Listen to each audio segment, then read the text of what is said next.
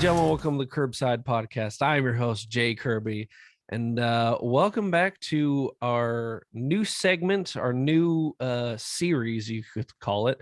I have dubbed Meeting the Menagerie, which is in conjunction with our Dice Hard with a Vengeance D&D campaign, where I sit down and talk to each player about their character, about some of the backstory for said character, and how things have definitely gone off the rails from there. So joining me tonight is Olive, aka Lady V. Oh, thank you for joining me. Glad to be here. And of course, before we get started, as always, like us on Facebook, follow us on Twitter, tap the little bell on your YouTube app so you never miss an upload. Buy the shirts at prowrestlingtees.com. And shout out to our sponsors, repsports.com and jerky.pro. Use the promo code Curbside8 at checkout. So, try Olive. the jerky. Yes, jerky.pro is delicious. And I just ordered. It's hard to mess up jerky, but jerky's always good. Absolutely. And I just ordered the new race flavor. It's like frozen lemonade. It'll be from Raise Energy from repsports.com. Yes. My brain went jerky, and I was like, I might need to retract my previous statement about not being able to cook jerky. But check out our sponsors. They're wonderful products. I use them.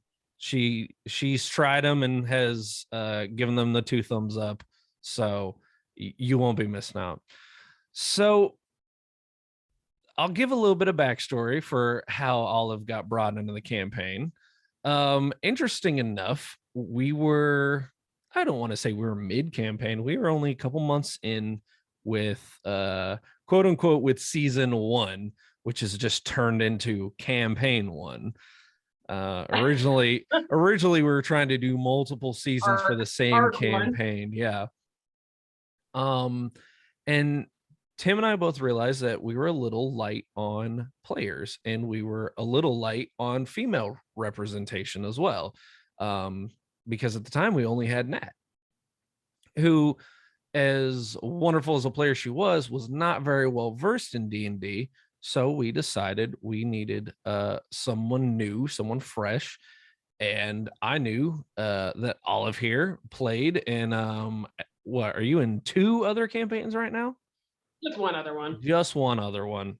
But we've discussed multiple campaigns and multiple characters offline before. But reached out, she said, yep. Reached out, you said you'd love to do it. And here we are a little over 2 years later. God, it's been so long. It doesn't even feel like it. Right? That's insane. So I got to ask first, what was it like coming on A, mid-campaign, and B, into a fairly new group? I know that you were familiar with myself. You're familiar with Belden. And that was about it. Yeah, no, it was definitely interesting getting put in with, like, literally a whole bunch of people I didn't know. I really had only, like, even Tim, like, I obviously didn't know him either. We had pretty much just met up on Zoom to talk about my character, and then I started playing. And yeah, no, it was definitely interesting because, yeah, knowing you, I think it was comfortable because knowing you and Christian Belden was really helpful. Because that's 2 players on one group. Like, usually when you start a group of players, like, it's usually either people you know really well or people you don't know at all. Those are kind of, I've been playing D&D, I've been playing D&D since I was in high school, but mostly since I was in college. So that's roughly 8 years, maybe a little longer. So I've been playing for a long time. So yeah, I'm pretty well versed with playing with new players. Usually I mom a little bit in groups before. I was like, oh, I need a player who kind of has a little more experience, blah, blah, blah. And, like, I'll like to try to fill roles, kind of sort of a thing, which is sort of something I tried to do in this campaign. But luckily I didn't have to do it for very long because, I mean, a lot of our newer players or less experienced players really did take to it, like duck to water. So it's not like it was a difficult group to kind of slide into. Right. So you brought up talking to Tim about your character. Where did you come up with the idea for Lady Varenice Ourania. Well, so I think I that's said not. that right. You sure did. It's funny actually because she has like 5 names. I wanted her to have like a really pretentious set of like one of those massive Very noble Percy. like very yes kind of Percy. You know, it's funny. That's a whole different thing entirely. But yeah, just very like aristocratic kind of deal. Like a very pompous collection of names is what I kind of wanted her to have. No, I came up with the idea for her. I had for a long time. I suppose I should say I had a concept for a character and I ran it by Tim. And when we met up and talked about characters, I was like, okay, I have an idea and it's going to require a lot of extra work from you. So let me know if you're not okay with it. But I really want to play an assassin and I want to keep that a secret for as long as I can. Like I want to keep it from all the players, the characters and the players. Like I want it to be a complete secret. I want to be literally running jobs in conjunction with the campaign without letting anyone know. And I had 2 ideas, and one of them was going to be a little tiefling girl who sold apples. And that was going to be her. That was going to be her little apple seller. And she was going to be a secret assassin. That was my original idea. And I go, the other idea is basically like a courtesan. I've always wanted to play a assassin. That was always the character I wanted to play. And I had that idea in my head for a long time, whether it was going to be like, a courtesan style character or like a, very rough tumble style character. I didn't know the details. I just knew I wanted to play a courtesan assassin. Because I saw a build for it years ago in like D&D. Anyone who plays D&D, you've got a vault of characters that you've either made up and never gotten to play or that you want to play. And I saw a build for this character, that style character in like D&D like 3.5 or something. Oof. Like I saw that idea and I was like, that's awesome. And so I kept it in the back of my mind for years and I never really got the chance to play it. And so all I knew was that I wanted to play an assassin and I didn't want to be a bard because I always play bards. I'm a very talky style player. And so I always play bards. It's my comfort zone. And I didn't really want to do that this time. And I'd never played a melee oriented character. And I thought it would be really funny to play a monk with the play style that I was going to be playing for V's. So like it was a fun little hybrid. But once I told Tim about the V style, the V character, the courtesan style character, he started kind of bouncing ideas off and we kind of went with it. And it was just funny because after a little while of talking about it, he goes, it really kind of sounds like Inara. And I was like, you nailed it, my guy. It's Inara if she kills people. That's just the character. Like I feel like a hack because it's literally just Inara if she killed people. And I was so happy that he knew who she was, and that he was a nerd in that vein like myself. And like, we just started building the character more and more. And he like came up with more as he kind of world built for me and told me more about the setting. I would like kind of come up with ideas for what I wanted. And you never want to ask the DM like, hey, can I be important? But he was like, I would really appreciate it if because he told me you guys were. It was right when the time jump happened in the plot, and you guys were coming back to Brine. And he was like, it's going to be a big culture shock for them.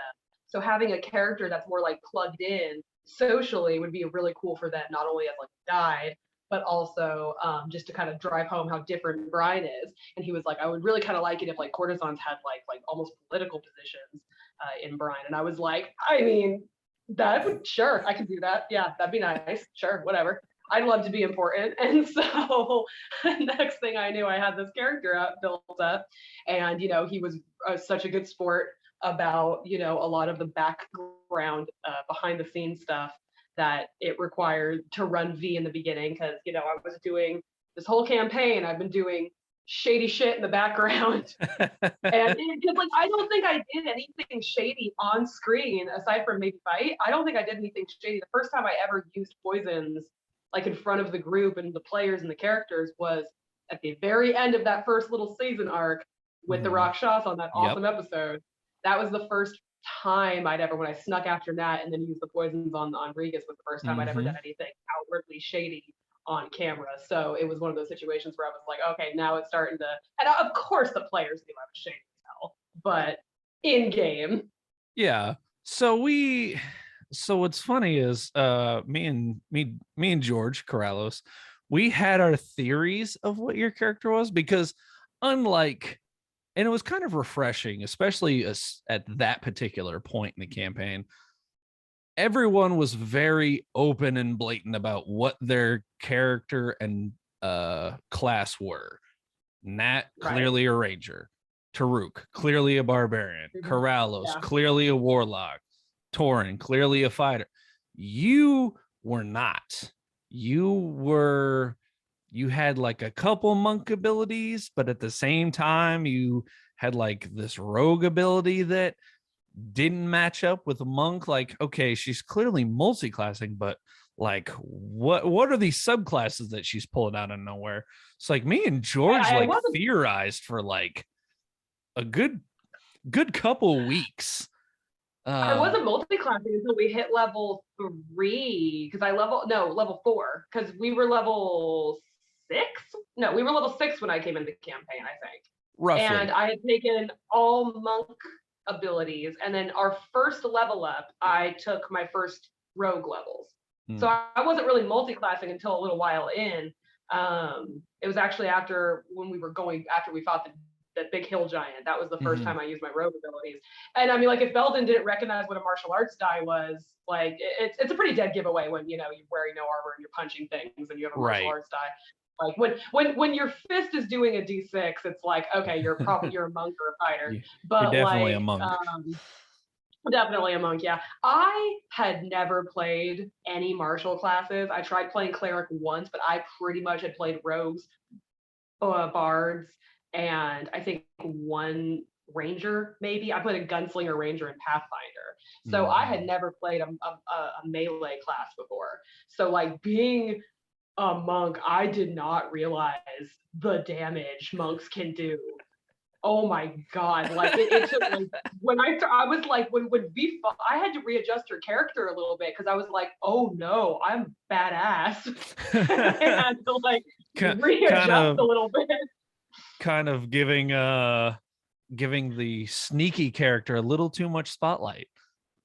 Well, it was perfect actually to kind of tie into her actual character because, you know, her whole thing is that to not be suspicious because she's an assassin, she can't be Mm. too she can't be too good of a fighter or people are going to start asking questions. Her whole shtick is that no one would assume that little old me was the culprit. So, she never outwardly fights. It's not how she does things. So, like, when the first time we did any fighting and I actually did a little bit more damage than I was expecting, I was like, oh shit, both me and V had to like readjust and like learn how to tone it back because it's like, nope, too much. And to Can't, me, that actually like internally added a lot to the character for me. So like she became really easy to play right. after a while. Can't if you're trying to lay low, can't be out here getting two attacks, then a multi attack, and then using a key point. You can't Like really subtly how flurry is she blows. doing more damage than Taruk? I don't know. I'll tell you how, force gloves. Tim fucked up. he might have messed up a little bit there, giving V At psychic the gloves that she can At the time, multi-attack he didn't with. want us to get killed by Regis, but then after that, it was like, all right, we took care of it, we survived that. Now I can just do mad damage on things that are not expecting it. Right. So so I have it definitely intrigues me how well you and Tim clicked as far as coming into a new game with a new DM that you've never met, and yet somehow you guys have formed this amazing character. B, for a lot of people who don't know, you had a lot of like side adventures that are going to be possibly revealed in upcoming sessions. Yeah, Like, probably. what was it like just out of nowhere, just clicking like that? I mean, we're just the same kind of nerd, Like, as at first, like, first of all, let me just say that this group of people are just awesome people. Like, that just has to be said. Like, Tim, and Britt, you guys are just wonderful people. Like, just fun to talk to. I mean, I think we shoot the shit on off camera for like ever before we ever actually start our sessions. Like you guys are just really cool people. Oh, So like there are from minute one, so many sessions where I'm like, all right, we need to start at we need 7:30. to start. No, that's a pretty So common so problem I for all have of to you. open Zoom at 6:30 just so So I we can can be start like, by okay, here's their hour of just bullshitting. chat. But that's the thing, like a lot, we're friends, so it's like we're all friends, so it's like we want to talk to each other about life before we, I mean, like as much as we love doing D&D, it's like we just want to talk to each other about people, and we're in the group chat obviously. But anywho, what was fun about it was, yes, Tim, he's just a great person and a great guy, and he's super talented, and so like you're all very talented, like everybody, especially those who aren't really used to playing D&D and like the RP side of it. That's my favorite part. I'm not a combat style character, which is why playing a monk was so new for me, because I've never played a character. I don't like combat encounters very much. If I could choose, it's not really my go-to. They've been really fun in this campaign, miraculously. Probably this is the first time I've been able to play a character that can actually fight. But just the fact that he was really receptive to the character I wanted to play. He is an obsessive nerd, so his world building is on point, and I build character stuff that will never come out, never be said. I think way too much into my characters, and so there's so much that is just like in my brain that is never going to be relevant to the campaign. But he's the same way. So like if we get talking about character in D&D and stuff, like it'll go forever. And then we started talking about more and more things. And he did a session 0 with me in the very beginning of one-on-one where we ran like an assassination job, which is like what I was doing on my way. I was on my way back to Brian when you guys met me right after I'd done a job in one of the nearby cities. I had just gotten done killing somebody. There was a point where like when That's we were okay. still So had we.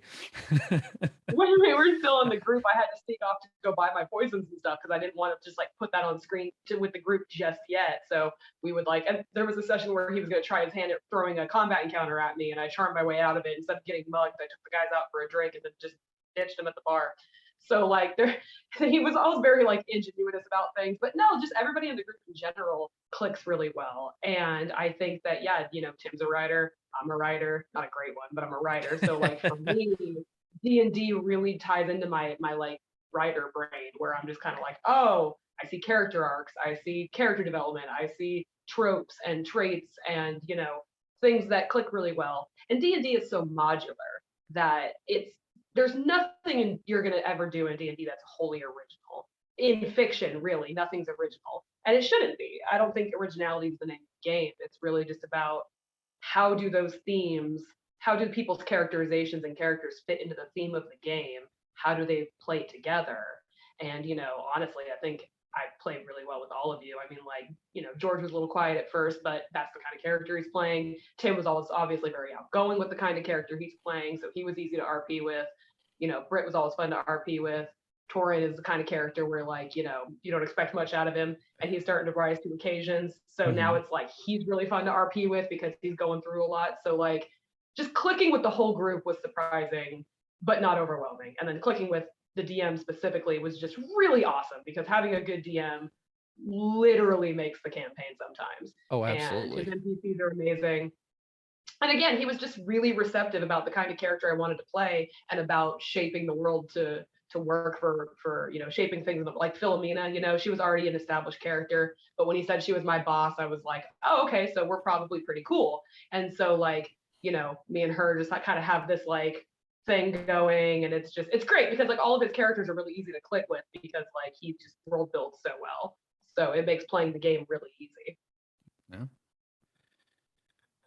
So speaking of clicking very well, you've clearly clicked with the other players. Who do you think, outside of the obvious answer, who do you think V has clicked with the best as far as getting along character wise? And don't worry, those questions are coming. Let's see. Okay, so at first, so with the players, I want to say it's hard because I know you in person, and I know Torin from what you've told me of him and how we talk about characters, outside the game and whatnot. So it's hard because I'm probably the most comfortable with you, But as far as like character who they click with, I think it's funny that V doesn't click as in like get along with.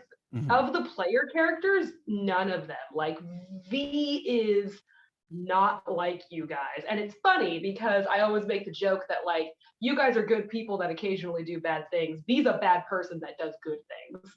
So like, at first I was like, oh, this group, originally I was like, okay, the way I come into the group is, hey, look, cheap muscle, easy fall guys. If my job in Harit got screwed up, I could just blame it on all of you. Right. And, so I was obviously like, eventually that power of friendship motif will probably kick in. But until then, if it doesn't make sense, V's not going to do it. Because frankly, I never saw like a good ending for V. There was Right. she was meant to be what she is, She was meant to be a bad character. Because I think it was you and me that were talking about playing evil characters. And Mm. I was like, if you're going to play an evil character, you have to accommodate the group and make sure it makes sense why your character does bad things, but doesn't disrupt the group. And I was like, well, if she's a secret assassin, that's perfect. Right. So she was always meant to be like a bad character. And when it came out, if she hadn't formed enough of a friendship with you guys, I was fully expecting you guys to just like leave her with the guard station at the next town and let her hang type of a Yeah. deal. So That like I might was have like, happened.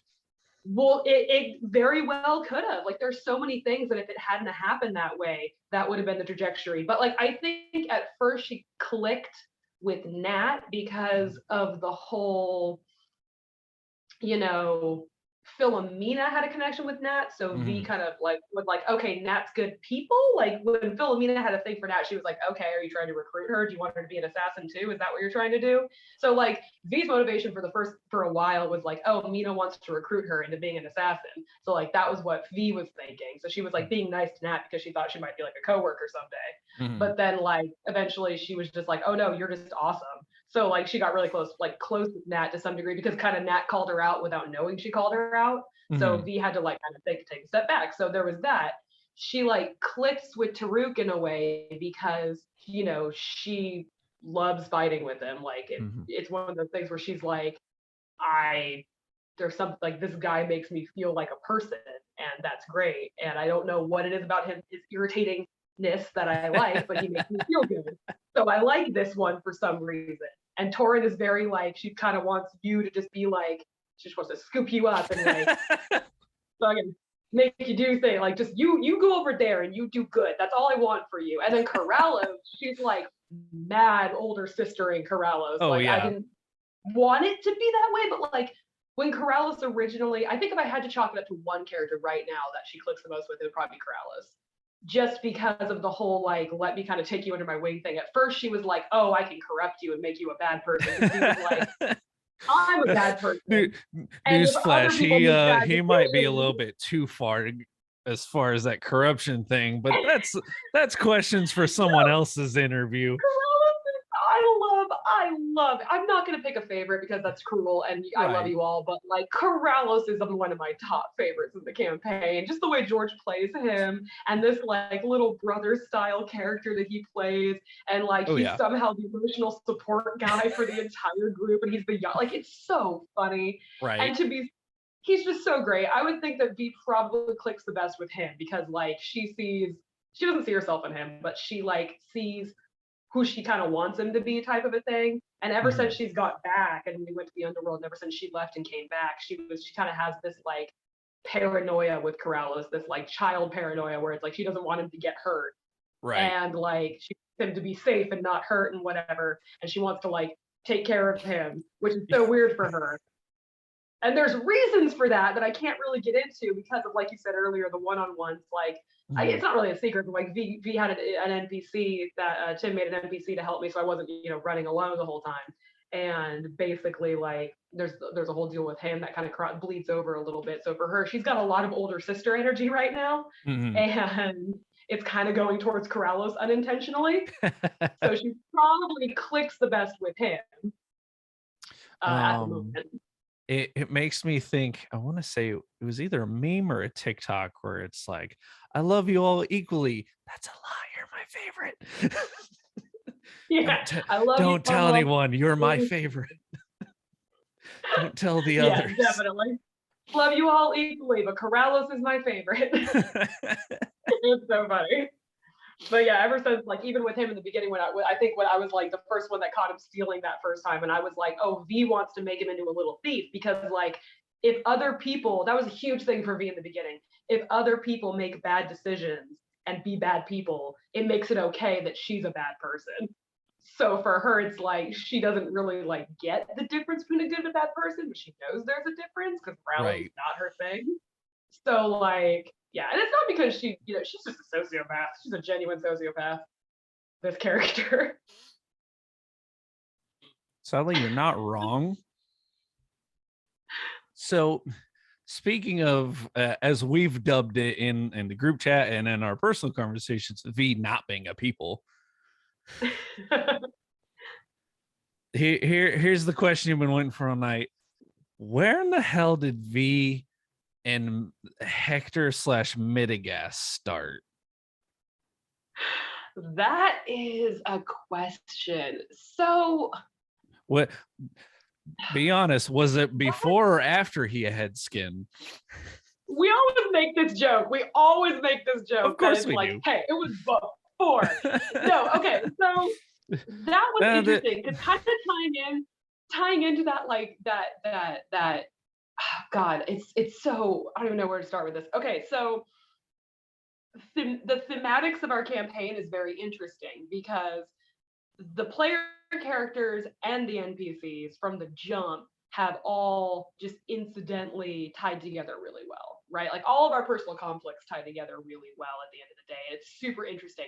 And time again, the world, the NPCs, the different characters have tied in really well. But Hector Metagast always tied in really well for my character, and it was completely unintentional. Like your guys' skeleton mascot character was like, at first we would like be, oh, this is their like thing. They like him. Oh, I'm gonna be cute with him, whatever. Because I'm like fucking lying to you guys to get you to like me so that I can throw you under the bus if I need to. Gotta be nice to the skeleton, else they'll kill me. Gotta be nice to the skeleton. Sure, I'll be nice to the fucking whatever. I'll be nice to the skeleton. So like that was the thing in the beginning when she was like sweet and like when she was just completely playing you guys. And like, that was the thing with the skeleton. But then when Taruk tried to get his name and he got more character and he did the whole, hey, I'm not this skeleton guy, I don't know who I am. And V, immediately I was like, oh no, V would react really poorly to this because she has this huge issue with personal identity because she's from, and the thing about the temple that's kind of gotten world built for me via Tim and myself, and we've kind of like over time have made it more and more thing, is this kind of concept of like V's upbringing. I always had the impression of like nun meets showbiz kid, like a Hollywood like showbiz act, like child actor. Yep, child like actor. child actor. You're being pushed to stuff, you're going to all these lessons, you have to be entertaining and perfect and personable and brilliant because like that's what priestesses of Aphrodite do, because like that's what they're supposed to be. And then if you are really good at it and you get to be an adult and you have the skill for it, then you become one of the sex priestesses, which I was a little unclear about the ramifications of that given the nature of this campaign. When I started, I probably wouldn't play a hooker if I had known some things. Also, we've said this like 7 or 8 times during the sessions. The best part about all this, Tim did not make her play this character at all. No. You came up with it. But like there are so many times where it just comes off as, oh, Tim wanted a hooker in the campaign. God, no. And that's no. the opposite of what happened. That's the crazy part. Never. God, no. Yeah. In fact, when we started, I was like, hey, this is my idea. And I was like, it's not going to be like, it's not like a haha, the bard screws everything. I was like, no, It's not like a meme thing. I was like, it's going to be like a very sacred, like, because again, it's based off of the companions from Firefly, TM, which is like, they are basically religious figures. So it was sort of a mix of like nobility meets a religious figure for the whole priestess idea. And then since I wanted to be a courtesan, I was like, okay, well, if that's going to be like have like a political era to it as well, it's going to be a very refined thing. So like we knew there wasn't going to be a lot of like weirdo stuff going on because that wasn't the concept. So we weren't really worried about it. But again, when we first started, I was like, hey man, like if you're cool and if you're ever not cool, all you gotta say is something like anybody in the campaign. Like obviously, Right. like with all of you as well. I was like, if anything is ever not cool, this is an open thing, right? Like this is a Right. completely open forum, comfort, all that. But yeah, no, character wise, like when it came to her bit was always going to be like, I have been pushed towards this thing, this profession, this sacred duty since I was a literal child, and so it's like there's a big element of the fact that like she just stopped feeling feelings after a long time because she couldn't. And so that's a lot of her trauma. And so that basically like the whole point of that, because I was sitting here like, I'm playing a character and she's not like maliciously evil. She doesn't kill people because she enjoys it. It's just, it's what the opportunity that came to her. Mm. And so anyways, when Hector did when Metagast had did the whole I don't know who I am and blah, blah, she's like, oh, I'm like, there's a lot of parallels here. And so then for a while, the whole shtick was like, she was like trying to kind of not get him to be a bad person, but she was like, hey, you were probably a bad person because you had a really shitty end. So, there's that. If you were a bad person, it kind of validates my life decision. So she was kind of like hoping he was a bad person back in the Mm. day. And then we find out he's some hero. Then we find out he's some hero prince. Then we find out He's he's the just a literal hero of hero of the legend. Nothing. story. He No big he's deal, he's fairy just a night, hero of green legend, night, paladin. No fey night, biggie. paladin, hero of legend, it's whatever. So like I would say that they always had, and then like, oh my god, and like me and Tim were talking about it, like when did this begin? We were reminiscing, we were like trying to like pinpoint it, and for him, you would think it was the swamp when she brings him back, right? Like you would Mhm. think it's that, Right. which was a great like dark Disney princess moment. To be real, like let's face it, that was a great dark Disney kind of a thing. Oh yeah. But like you would think it was that. So like she had this attachment to him for a long time because he was sort of this like faceless, nameless punching bag that she could work her shit out on.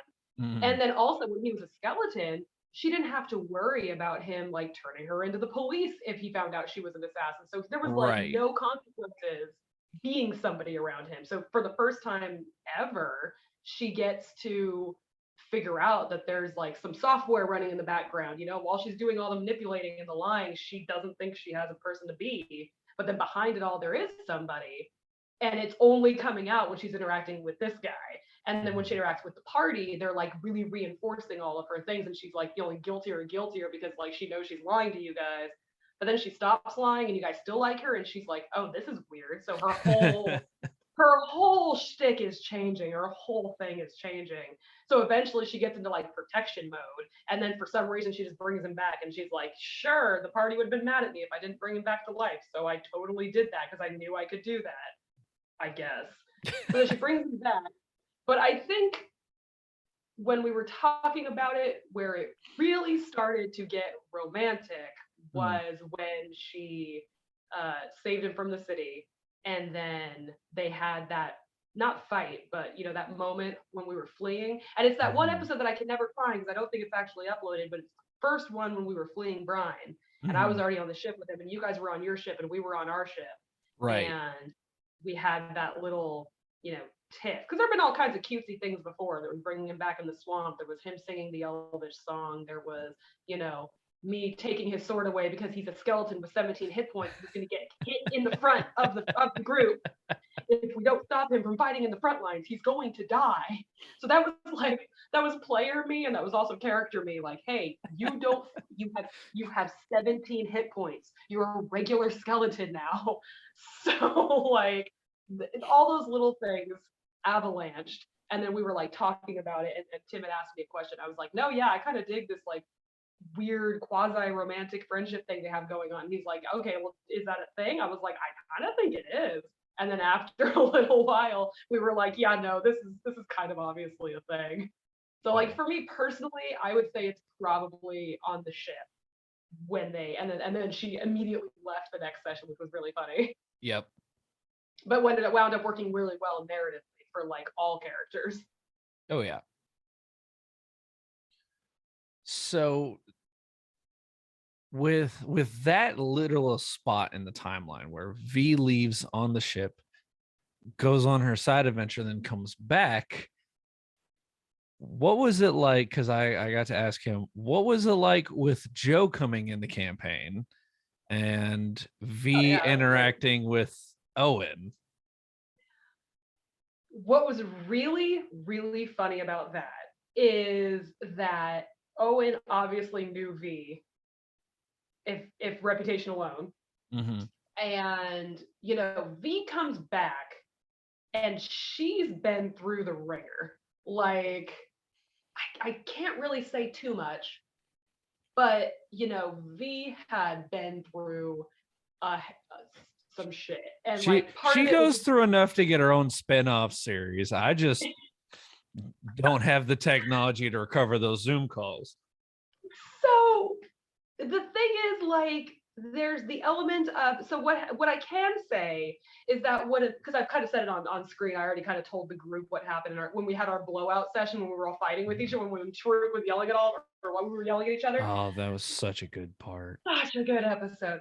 What happened was basically, the reason why V left was obviously because I had to go for work, but Mhm. it correlated really well because the thing is, like, I couldn't justify. That's why I brought Kit in for a little while, because I Mhm. couldn't justify, V spending like 4 episodes back and then dipping. Like, that was the perfect time to dip. It made too much sense to not do it then.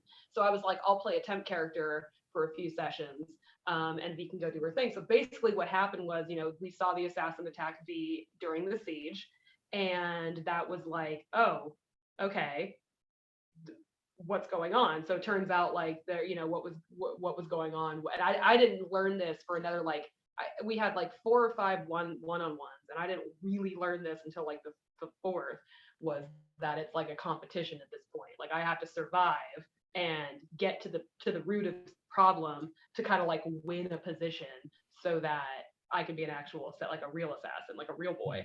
So, like, V sitting here like, I can't do this in front of everybody. I need to go figure out who's trying to kill me. And then immediately upon doing that, she struck a deal with the wrong guy and got found out. And I think I botched a roll at one point and it screwed me, because at that point, not Ramsey, um, Sorry. oh my God, Renard Drake, um, Renard Drake Captain Renard figures me Drake. out. Renard Drake figures me out. Turns out he's taking all those refugees back to Brian, and he just throws me in a prison hold for a week to take me back to either the Brotherhood of the Assassins, whoever's going to pay more. So now I'm stuck basically in a prison cell, and I have to I have to figure out how to get out of there. I have to figure out how to handle that. So that was my one. That was my one-on-one, was that little adventure. And so yeah, pretty much I immediately had that happen. So, doing that, running away from the Brotherhood in Brine for like days on end, and then escaping, and Mhm. then getting pulled into Tartarus, it was just a situation where, like, V is so out of her element. Like, this is so beyond anything she knows how to do. She's never, so when Joe's character was in the game and he was this suave, silver tongued, like you would think that we would have just danced circles around each other, Right. and exchanged wits and whatnot. And V was just so not in the mood for that shit. Because, like, not only are we in the underworld, not only is she dealing with the Hector thing, but like she's dealing with so much crap. And she's just like he wanted to fence and she wanted to bare knuckles brawl. Like, that was the difference with the wits, right? Like, Mhm. he was like ready for a fight, like a rapier fight, and she was just like, no. Like, that was her mood Right. mentally. And then, like, it's just funny because, he's like, it was just great because I liked that, because those are the kinds of character Joe plays too. He plays those very finessey style characters a lot. Mhm. And he's very, very, very good at playing those kinds of characters because he's just got a razor wit, and, he's great at those kinds of characters. So it was so much fun to play a character that butted heads with that kind of character. Because, like, for all intents and purposes, she should have been in her element with Owen. But it was like almost this thing where, like, she's getting to be someone else. She doesn't have to be the, like, manipulative, silver tongued fencer. She can be just, ugh, like, she's just over it. And she gets the luxury of doing that because she's back with you guys. So Right. it was like, it was a funny character moment for me because, like, she's done the whole manipulation, the whole manipulative noble act to survive as camouflage, basically. And now she's in hell with you guys. And so she's like, I don't have to pretend, right? Who am I pretending for right now? Like, what's Right. the point? You know? Like, what's the point of pretending? And knowing what was really fun about that whole interaction was knowing that she was the one who got Aphrodite to step in and do that. And that was a Oh, character thing and a player thing. I genuinely felt bad about that as a player, not you're as just like like, as a player. oops. Well, I mean, we technically, you kind of all saved the day, though. I did, but at the same time, there was going to be stakes one way or the other, right? From a Right. metagaming level, there was going to be Right. stakes combat wise one way or the other. But considering we had the deal with Persephone where we could essentially, like, we probably wouldn't have had to worry about perma dying if Mm. the Hector thing hadn't have happened. But again, if we took Hector to the underworld, he wasn't coming out of there like that. We knew that wasn't going to happen. So when I was doing my first one shot, Tim, freaking freaking Tim, man, he was like, because V's on Sandbar before you guys, and she's getting ready to leave, Right. and I think I've said all of this already in game, so I can say it now. But like the first thing that happens is I recognize Shroud, and I was like, oh, that's my friend, and I'm thinking I'm just gonna steal a cloak from a guy. Turns out the guy who's wearing the cloak is a warlock now, and that's how that goes. So I try to get this cloak back and get my ass handed to me. And yeah, I beat him up too and whatever, but I still got my ass handed to me. I think I got shot. And so I like limped back to Taven's bar and he stitches me up in the back room of the Bloody Mary. I was in my Mm. storage closet. He takes me back to the storage closet, stitches me up. And I slept in the storage closet, which is why when we went back to Sandbar, I was like, hey, is my room open? And he was like, yeah, whatever you want. So I like So, the only place V feels safe is in that storage closet. But after that, I went to the temple, and that was when I kind of reconnected with Aphrodite, which was something I never thought my character would do. But that's something I never thought V would do ever. And it just worked out to the point where it made sense. So I did it. And while I was there, I was like, oh no, Hector's gonna fucking stay in the underworld if I don't do something, huh? And I was like, can I help? And she's like, yes. Oh, oh no. listen, Oh, I stand by this statement here. Whatever V has done or will do, either for or with Aphrodite, is still never going to be as bad as what Torin did. Ah, there it is. You remembered now. Yep. Oh, that was so That is funny. the God, that was so that is the funny. best and worst D&D moment like Oh, ever. on the topic of that, like Tim's world building and his character portrayals of these, because here's a funny story about Aphrodite. I had picked the homebrew, the goddess that's supposed to go with the subclass that I'm running. It's like a home. It's a GM binder Mhm. subclass, so it's like a homebrew, but it's not our homebrew. It's a homebrew that I found online, which Right. is why I get all the weird monk abilities because I'm running like a homebrewed subclass. Right. Well, for the priestess build, the goddess is supposed to be a 3.5e goddess called Sheila, Mhm. and I reskinned the goddess to be something homebrewed, and I picked Ourania because the thing about it is Ourania is an actual by name for Aphrodite in ancient Phoenicia. So like I'm a huge I'm a mythology nerd, just like Tim is. Like we are Mhm. cut from the same cloth there, Right. and I'm like a history buff when it comes to like I'm mytho history buff. So, I picked the name thinking it would make a good name for, this kind of homebrewed sex goddess that I was taking. And when it came to light that, oh, the actual Greek pantheon is in this game, I was like, so, About that. are we going to keep this a different goddess? Or he's like, well, why don't we just say it's another name for Aphrodite? And I was like, that's a good idea. Because, like, first of all, that's super fucking sick. Being an assassin for Aphrodite is amazing. Because like I just love the theme of that. First of all, like that's just amazing to me. And I love his portrayal of Aphrodite, the whole chaotic multiple Oh yeah. personality Oh thing. yeah. So perfect. Like so perfect for so many reasons. Like story reasons, game reasons. It's fun because obviously my favorite part of that whole interaction with you and Aphrodite was when the little toddler Aphrodite like kicks the dirt and she's like, do something interesting. Gosh. And I was like, that's adorable. Right. I love it. Like she's terrifying and sweet and best friendy and sisterly and motherly and sexy and terrifying all at the Yep. same time. Like that's a real like masterwork of world building right there. I think that like honestly, the gods so far that we've met have been some of the best parts of this game. Oh, And absolutely. you know, outside of the world building and some of the really awesome fights we've gotten to do, and just so many things have been so much fun in this game. But like the world building behind the gods has been some of the most fun in this entire campaign. Oh, absolutely. Once again, credit to Tim. His love of mythology, his uh deep Obvious, deep expensive. literature, wealth of knowledge when it comes to classic literature is just it helps the campaign so much, and it helps some of the characters Really, so much. um yeah, and I think it revolves kind of around the fact that it's, it is a homebrew world, so you don't get a lot of the, I'm just going to use the word stereotypical, like D&D villains and D&D characters. You're getting uh new gods, new deities, new monsters that Tim's shaping for this world, and it just, I think it just adds to it. yeah.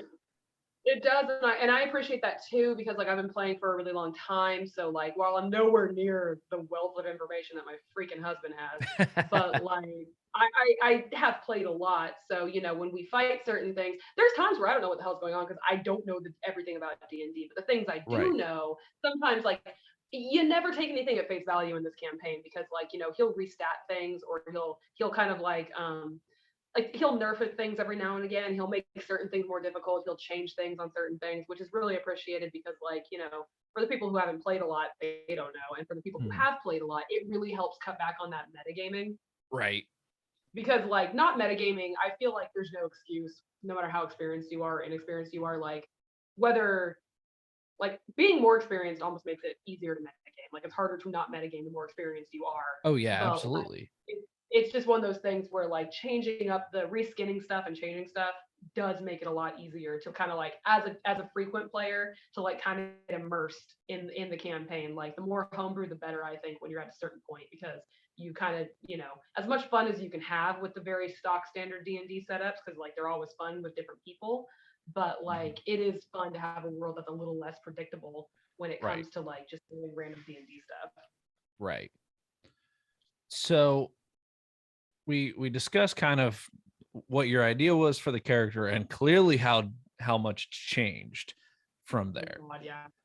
I never would have thought, never would have thought that she'd end up here, like Right. where she's at. Um, so I guess my question is, where do you think, and this is a bold strategy, but where do you think she's gonna end up in the future? What do you think if V has a good ending? We'll go with that. If V has a good ending, what do you think it would be? I mean, again, I never I haven't planned anything for this character. That's the thing. Like I planned her personality, I planned her attitude in the beginning because like I planned who she was pretending to be, and I think that's why the character's been able to take on so much of a new character and so much of a new life because I really only worked out, okay, she's a bad person, she doesn't feel feelings, she does not care about killing people, she doesn't really have any motivation other than surviving. And so again, I was like, she'll probably end up getting executed. Like she'll probably end up dying. Either maybe she'll get herself like a nice little heroic death and you Mhm. know for the party if the power of friendship is strong enough, or maybe she'll just end up like, you know, getting executed. Like that's really what I thought was gonna happen to her. And then I think that once again, once Hector's character got off the ground and our characters started doing other things, it really changed. So I never planned an ending for her. I really don't plan anything with her. I just kind of interact. I literally just have her react to how characters and things happen because, I make this joke all the time when I'm playing V, like I'll RP something or say something or do something, and I'm like, where did that come from? Like every character, you put yourself into every character a little bit.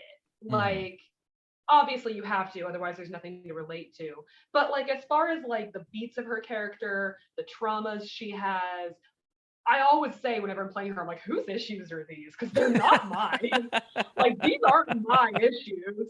I know my issues, and these issues are not my issues. These are completely made up. Like, they're someone's issues. I know real people have these problems, but like, it's all out of my brain and in reaction to the characters because, like, again, I don't relate to her in a lot of ways. She's completely made up. She's not based on me in any way. Like, I I think always make the Kit's joke. more based off of you than anything. Shut your mouth. How dare I tell you the truth to your face? I don't know if I've ever said this on stream, but my inspiration for Kit's character is my car, is my disgusting, cluttered, horrible vehicle that I live out of like a gerblin. But I always make the joke like when you want to be a Nara, but you Kaylee in real life. That's my lot in life is to be Kaylee when I want to be a Nara. But like, no, I guess if I had a good ending for her, like hopefully, it's definitely not the hero's death. Like it's not going to be like a heroic death kind of deal. That's not in V's wheelhouse.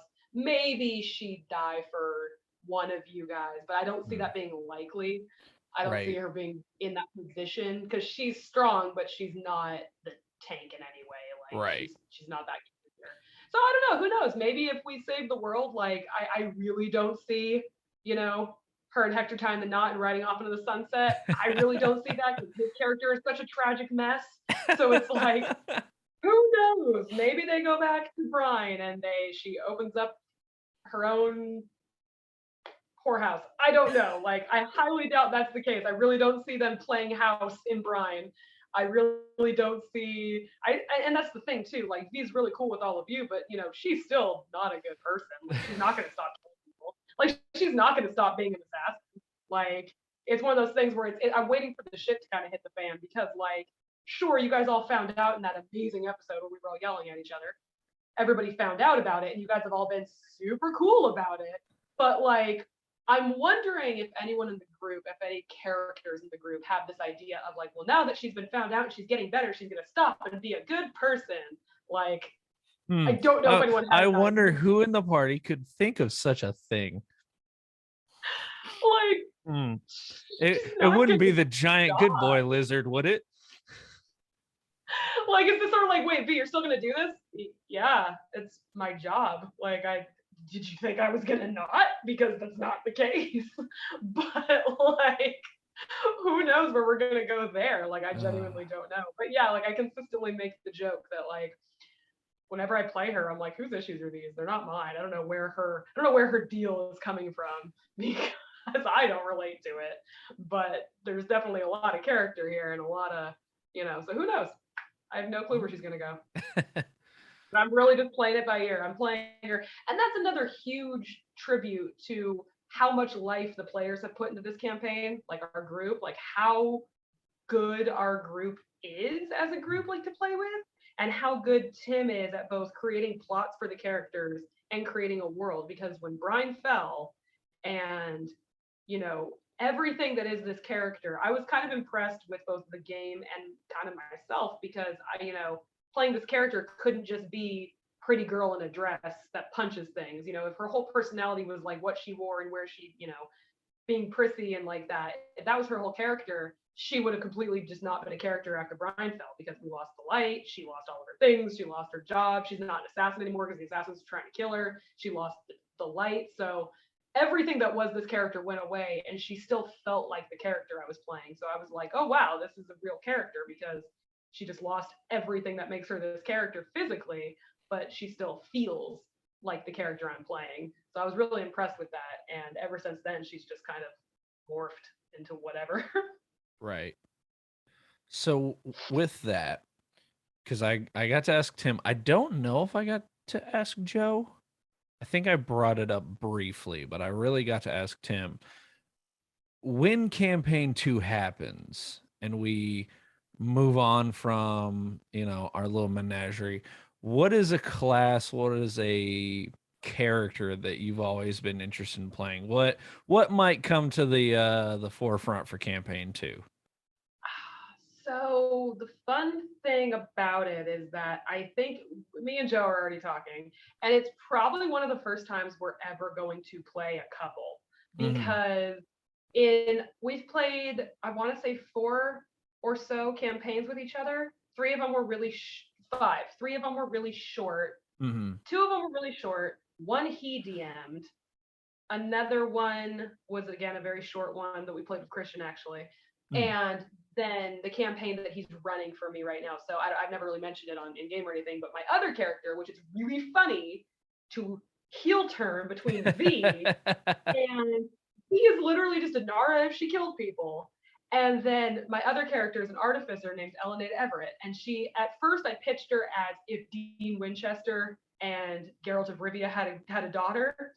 But over the campaign that's been going for longer than this one, about 2 years that I've been playing the other campaign, she's literally just Rick if he was a Witcher. She's just Witcher Rick.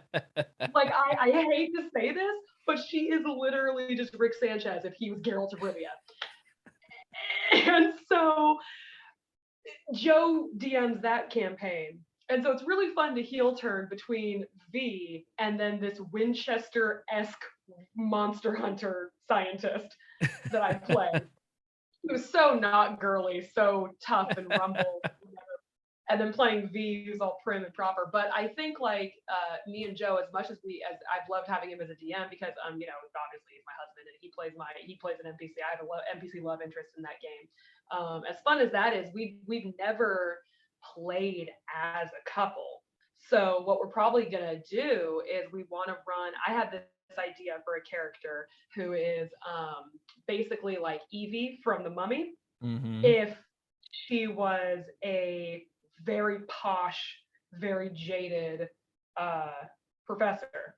Mm. And so I want to play an archaeology professor who, you know, teaches at her school and, she's been doing it for so long. And then she finally decided to take to the field and now she goes out and adventure. So she has to teach a certain part of the year. And then, she gets to go out and have daring mummy style adventures with her amazing husband who is like a rough and tumble go-getter, who's sort of like we have all kinds of ideas for what Joe. I don't know if Joe solidified anything, so I don't want to say it, but Joe's gonna play my I don't know, something like an orc or something. He's gonna Mhm. be some kind of Yeah. big tough style bruiser character, and I'm going Right. to be his super posh academic wife, and we just kind of roam the desert and do archaeological digs and go on adventures together. And so that's kind of my idea for that character. And so for the first time, me and Joe are going to really get to play like a couple, which will be a lot of fun. I dig it. I look forward to seeing what happens. I'm But excited. I'm excited for whatever the hell whatever campaign 2 is. And unfortunately, I'll probably be gone a lot. So it'll be a situation where whatever we play, I'll have to have a lot of exit doors for me, and right. then a lot for Joe to do on his own, kind of a thing. I'm sure with Tim running it, he'll find some creative way to blink you in Yep. and out. Poor Tim. I think it's hilarious where he's like, yeah, you guys don't get any helper NPCs in the next series. You guys don't get any NPCs. And I'm always like, I'm sorry, I didn't plan We're this.